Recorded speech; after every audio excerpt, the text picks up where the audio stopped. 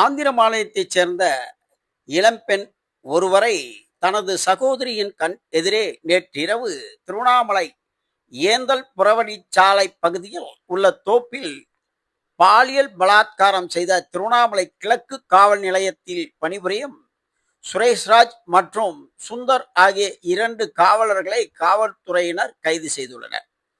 ஆந்திர மாநிலத்திலிருந்து டாடா ஏசி என்ற குட்டியானி வாகனத்தில் பழங்களை ஏற்றிக்கொண்டு ஓட்டுநர் மற்றும் அவருடன் 2 பெண்கள் திருவண்ணாமலைக்கு வந்துள்ளனர்.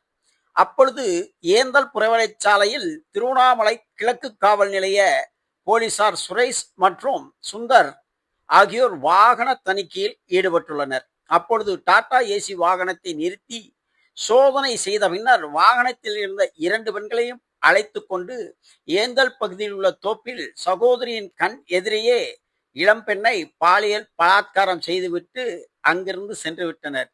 பாதிக்கப்பட்ட பெண் திருவண்ணாமலை அரசு மருத்துவக் கல்லூரியில் சிகிச்சைக்காக அனுமதிக்கப்பட்டுள்ளார். அவர் அளித்த புகாரின் அடிப்படையில் பாலியல் பலாத்காரத்தில் ஈடுபட்ட 2 காவலர்களும் கைது செய்யப்பட்டு விசாரணை நடைபெற்று வருகிறது. இந்த சம்பவம் பெரும் அதிர்ச்சியை திருவண்ணாமலை மாவட்டத்தில் ஏற்பட்டுள்ளது.